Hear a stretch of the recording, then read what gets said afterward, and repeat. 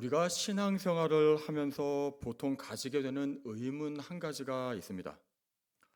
교회를 다닌다고 하는데 주일에 예배 드리는 것 빼고는 세상 사람들과 별반 다를 게 없는 그런 사람이 있다는 것입니다. 말로는 예수님을 믿는다고 하지만 말하고 행동하는 것이 과연 예수님을 믿는 게 맞는지 이런 생각이 드는 사람이 있습니다. 물론 예수님을 영접하고 바로 옛사람의 모습이 변화되는 것은 아닙니다. 성화의 과정을 거치게 됩니다. 그러나 문제는 작년의 모습과 올해의 모습이 별반 다르지 않다는 것입니다. 어떤 경우에는 5년 전이나 10년 전이나 지금이나 별로 달라진 게 없습니다. 뭐가 문제일까요? 우리의 믿음이라는 게 과연 무엇입니까? 믿는다는 것이 과연 무엇입니까? 과연 우리는 무엇을 믿고 있습니까? 보통 우리는 예수님을 믿는다, 이렇게 얘기합니다. 물론 예수님이 우리의 믿음의 대상입니다. 그러면 우리는 예수님의 무엇을 믿고 있는 것입니까? 이 질문에 대해서 보통 정답으로 말하는 것이 있습니다. 나는 예수님의 십자가와 부활을 믿는다. 그렇다면 예수님의 십자가와 부활을 믿는다는 것이 무슨 뜻입니까? 예수님이 나를 위해서 죽으셨습니다.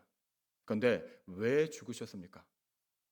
내가 죄 때문에 죽으면 안 되니까, 멸망하면 안 되니까, 지옥으로 가면 안 되니까. 예수님이 내 죄를 대신해서 십자가에서 죽으시고, 그래서 내가 이제 하나님과 화목하게 되었습니다. 이제 죄가 나를 어떻게 하지 못하고 나는 죄에서 구원받아서 하나님의 자녀가 되었습니다. 이제는 죄의 종이 아닙니다. 우리는 원래 하나님과 그 하나님과 사랑의 관계 안에 있던 존재로 창조되었습니다. 그런데 죄로 인해서 하나님과 분리되었습니다. 하나님을 떠난 존재가 되었습니다. 그러나 예수님의 십자가 덕분에 내가 다시 원래 상태로 회복이 되었습니다. 그리고 부활하신 예수님이 이제 나의 주인이 되어주셔서 이제 주님과 함께 살아가는 것입니다. 주님과 동행하면서 주님을 따라가는 삶이 된 것입니다. 우리가 이것을 믿는 것입니다. 이 사실, 이 진리를 믿는다면 이 사람은 반드시 변화되게 되어 있습니다. 이것을 성화라고 합니다. 거룩하게 주님을 닮아가는 변화의 과정입니다. 그런데 믿는다고 하면서도 이 변화가 나타나지 않는 이유가 무엇입니까? 오늘 고린도 후서 말씀에서도 이런 사람들이 등장합니다. 고린도 후서의 내용을 한마디로 표현한다면 사도 바울이 자신의 사도권을 변호하는 내용입니다. 자신도 사도라는 것입니다. 그런데 왜 이렇게 자신도 사도라는 것을 구구절절 설명을 해야만 합니까?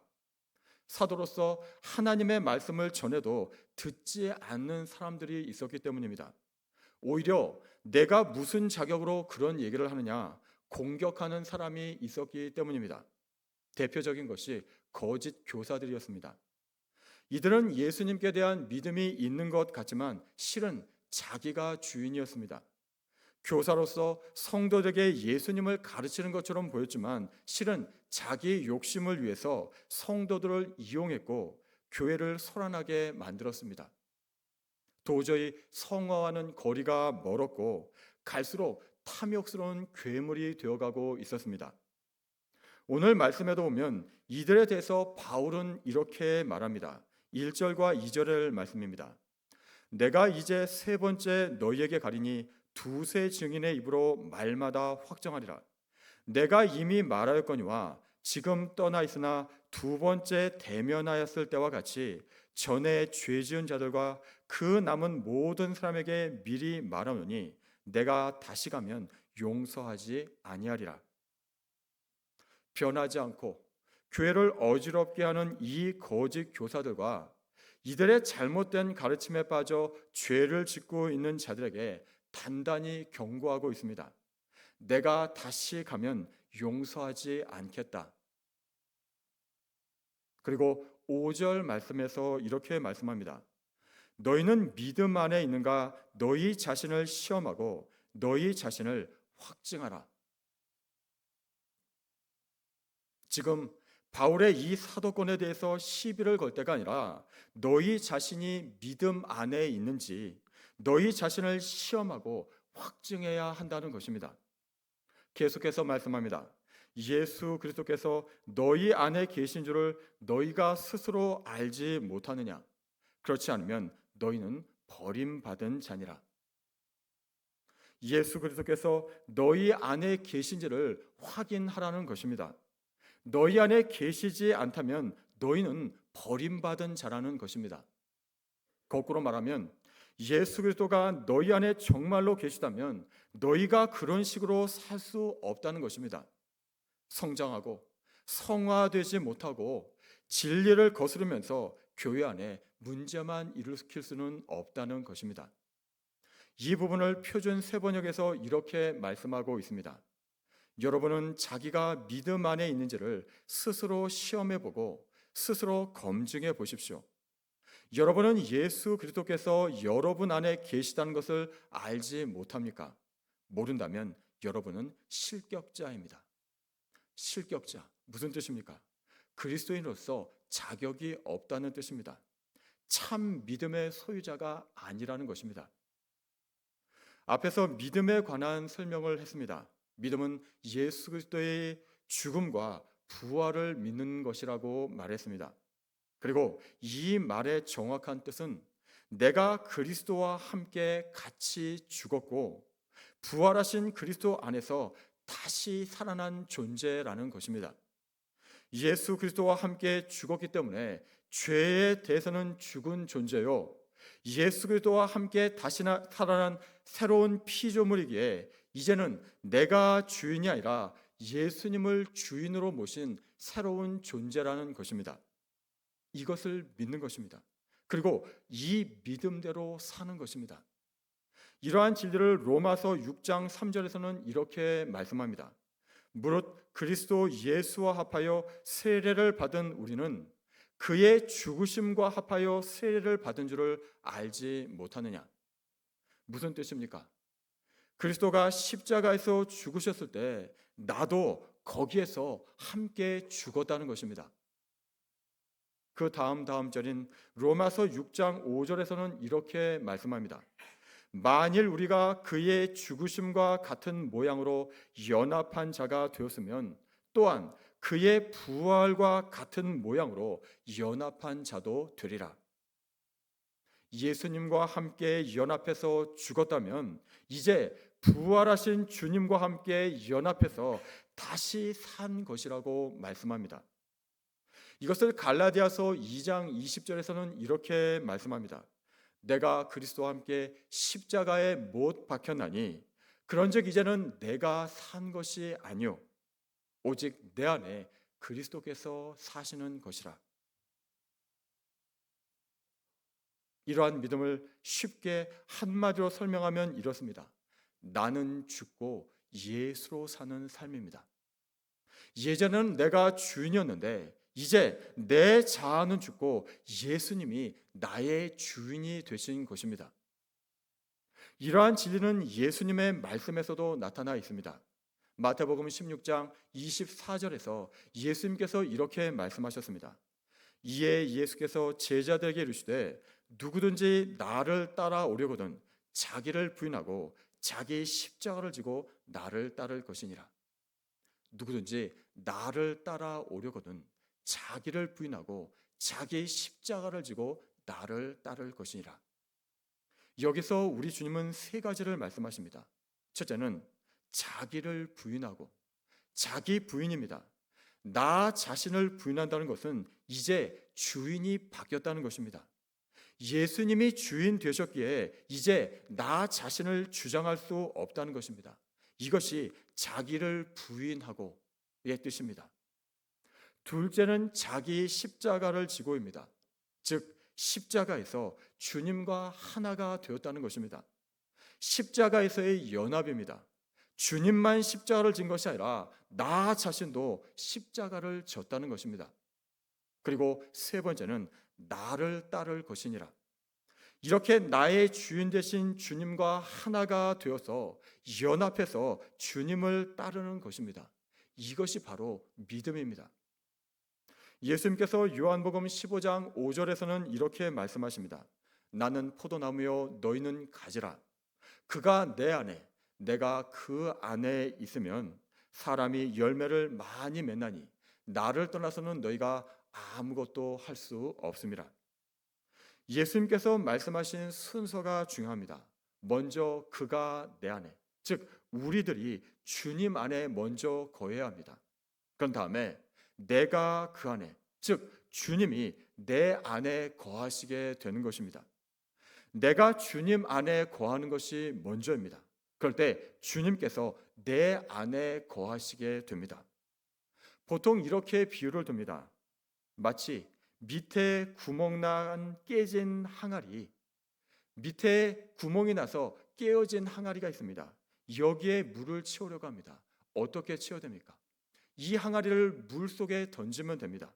물 속에 던져질 때 이 항아리가 비록 밑이 깨어진 구멍난 항아리지만 물로 채워지게 됩니다.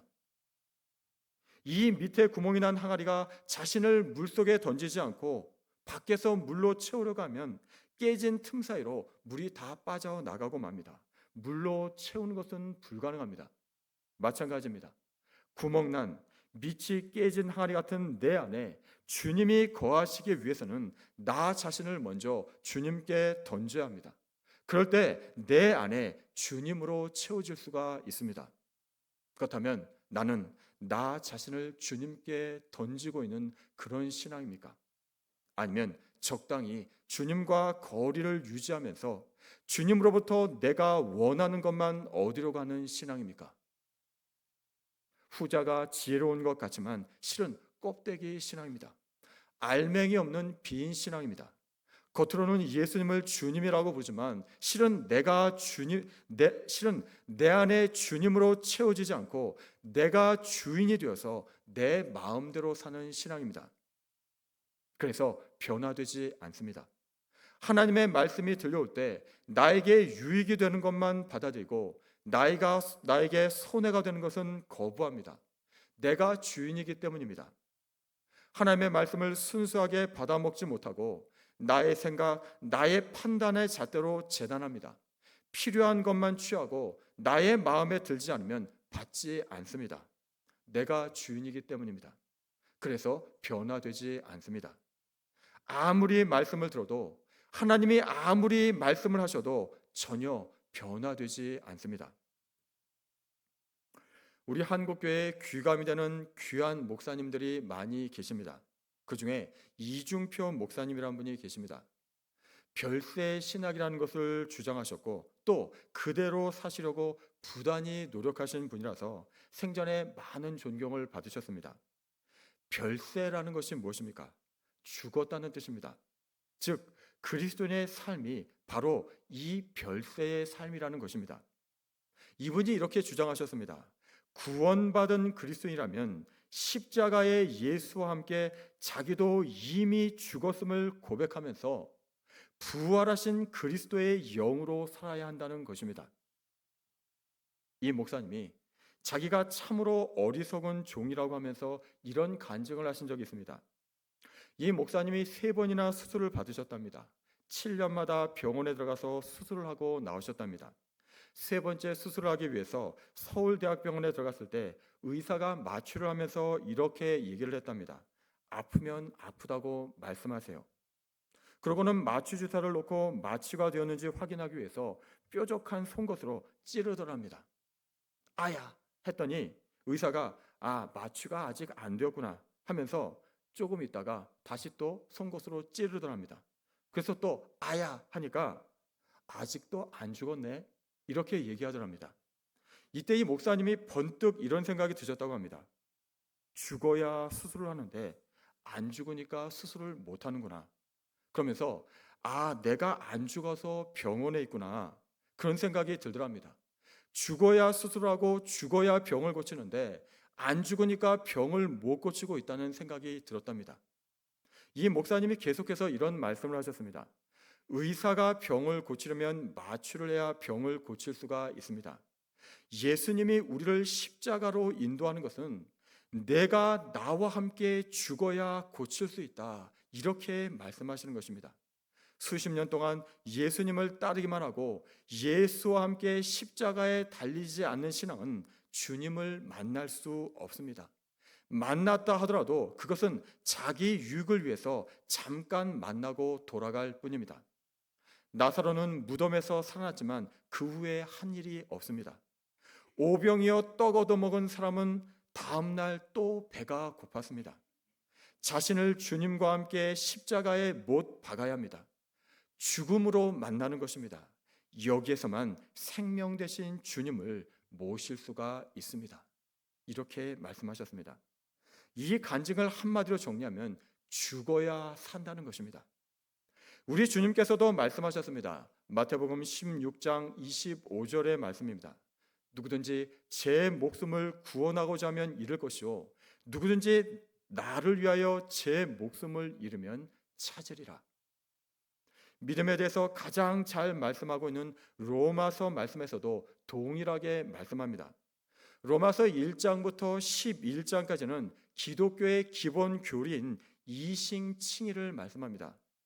오직 믿음으로 의롭다 칭함을 받는 이 귀한 진리를 1장에서부터 11장까지 말씀합니다. 그리고 나서 바로 12장 1절에서 말씀합니다. 그러므로 형제들아 내가 하나님의 모든 자비하심으로 너희를 권하노니 너희 몸을 하나님이 기뻐하시는 거룩한 산 제물로 드리라. 이는 너희가 드릴 영적 예배니라. 너희 몸을 하나님이 기뻐하시는 거룩한 산 제물로 드리라고 말씀하십니다. 이신칭의의 믿음이 무엇입니까? 믿음으로 산다는 것이 무엇입니까? 나의 몸을 제물로 하나님께 드리는 것입니다. 나의 몸을 하나님이 기뻐하시는 산 제물로 드리는 것입니다. 내가 죽는 것입니다. 그리고 내 안에 계신 예수 그리스도로 사는 것, 이것이 진짜 믿음입니다. 구약 성경에서도 말씀하십니다. 마음을 다하여 내게로 돌아와라. 그리하면 나도 너희에게로 돌아가리라. 구약 성경의 율법서에서도 역사서에서도 또 선지서에서도 계속해서 반복되는 말씀 아닙니까? 마음을 다하여 내게로 돌아와라. 그리하면 나도 너희에게 돌아가리라. 주님께 나 자신을 드리는 것입니다. 그럴 때 주님께서 내 안에 오셔서 내가 그 주님으로 살아가는 것입니다. 이것이 진짜 믿음입니다. 혹시 이 믿음의 진리를 알기는 하지만 잘 안 되시는 분이 있습니까? 좋은 방법을 한 가지 알려드리겠습니다.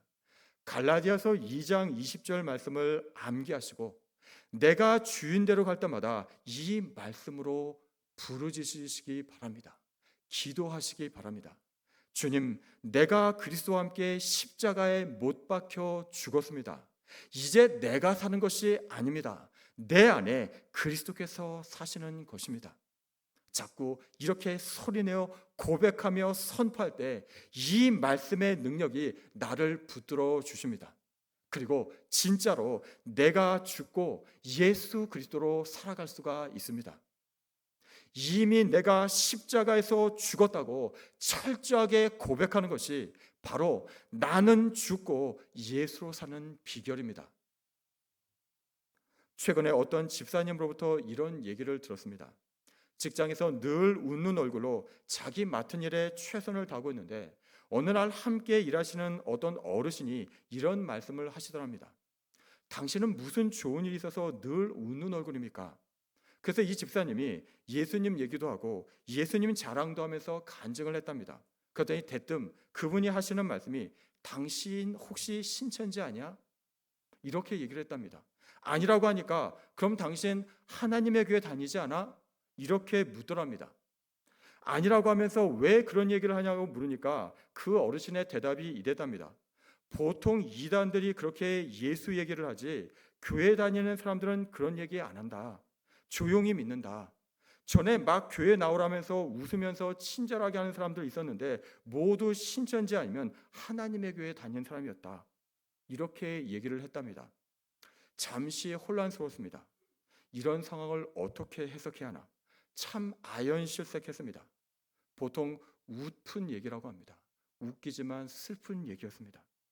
진리를 알고 믿는 사람들은 가만히 있고 오히려 이단은 진리 아닌 것을 가지고 진리인 양 전하고 있습니다. 이런 생각이 들었습니다. 우리 그리스도인들은 뭐 하고 있는가? 이것도 죽은 모습인가? 정말로 죽었다면 내 안에 계신 부활하신 예수 그리스도가 나타나야 하는데 이렇게 쥐 죽은 듯이 죽은 것은 죽은 게 아닙니다. 역시 자기가 여전히 살아서 손해 안 보려고 하는 것이고 싫은 소리 듣기 싫은 것이고 왕따 당하지 않으려고 죽은 채 한 것에 불과한 것입니다. 이제 정말로 믿어야 합니다. 제대로 믿어야 합니다. 제대로 믿으면 나는 죽습니다. 그리고 내 안에 계신 예수 그리스도가 나타납니다. 우리 모두 나는 죽고 예수가 사는 정말 믿음의 삶을 살아가기를 간절히 축복합니다. 하나님 아버지, 믿음이란 내가 죽고 내 안에 계신 예수 그대로 사는 것임을 알았습니다. 이제 나는 죽고 예수로 사는 삶이 되어 더욱 주님을 닮아가게 하여 주옵소서. 예수님의 이름으로 기도드립니다. 아멘.